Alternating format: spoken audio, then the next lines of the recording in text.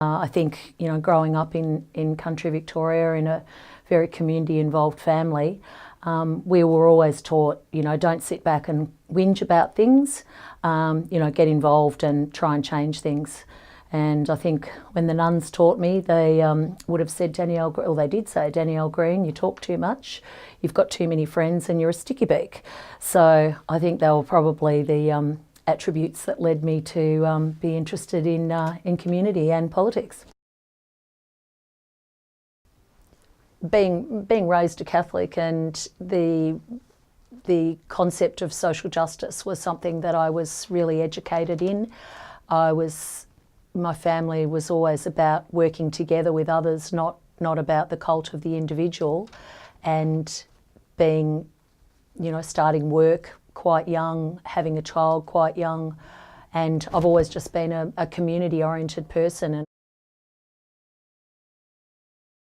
the townships and the suburbs that are in the Yean electorate, there are great community values that remind me of, when I grew up in the country, and they're very caring communities and very high rates of volunteering compared to other parts of Melbourne.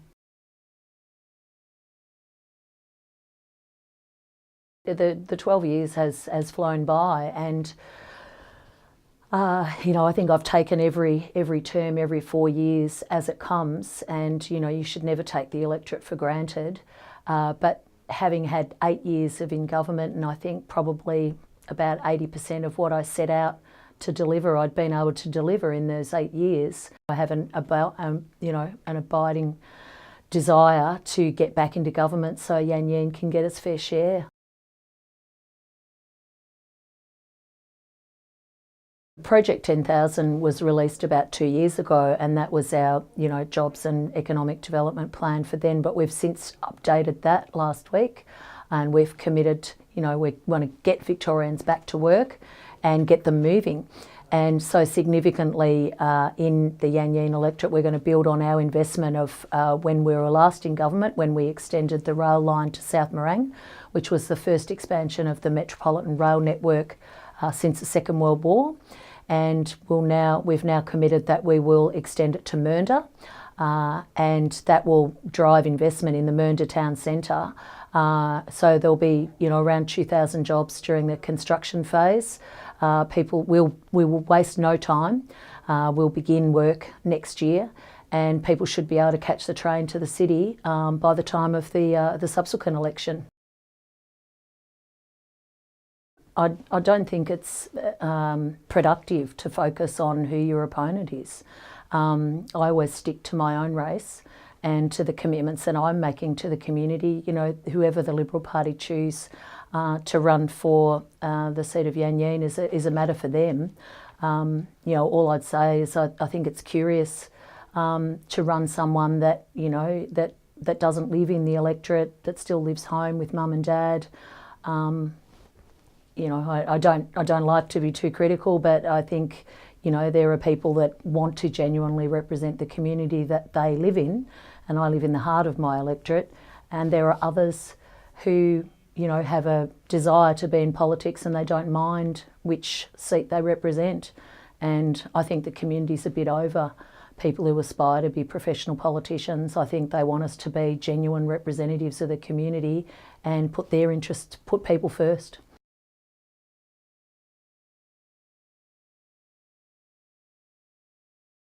At the last election, we did make a commitment to build an ambulance station in Wallen, and that's on the back of, we had significant investments in the outer north when we were in government. We built the Whittlesea ambulance station, we built the Kinglake ambulance station, we expanded the hours at Kilmore and Yea. We established a branch at Diamond Creek for the first time. South Morang got a new crew, Epping North got a new crew.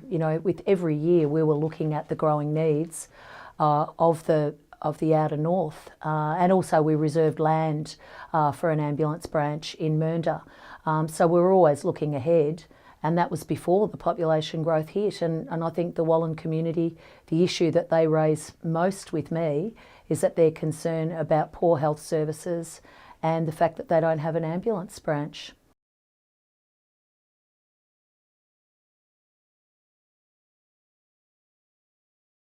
Well, I can't really think of anything like that that is unpopular. You know, I mean, after 12 years in the parliament, you know, I've learnt to live with the fact that, you know, you'll always have detractors or people that don't agree with you.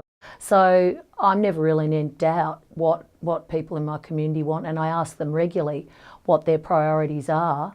Some people may want less growth, and, you know, that's probably a tension.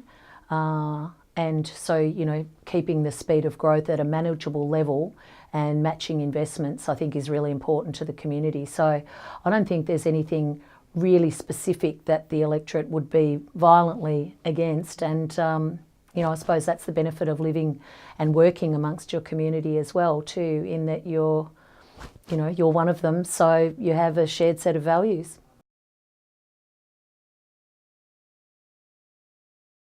You know, I like to think that I would have a life after politics. I've got longevity on my side.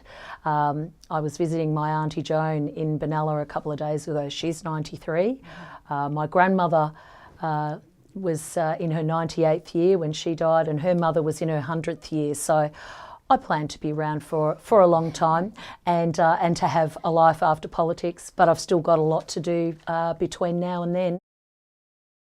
Oh, well, I think I live there, and, you know, I have a track record, and what we've seen in 4 years of the Liberal government is the tap of investment has been turned off for the Yean community.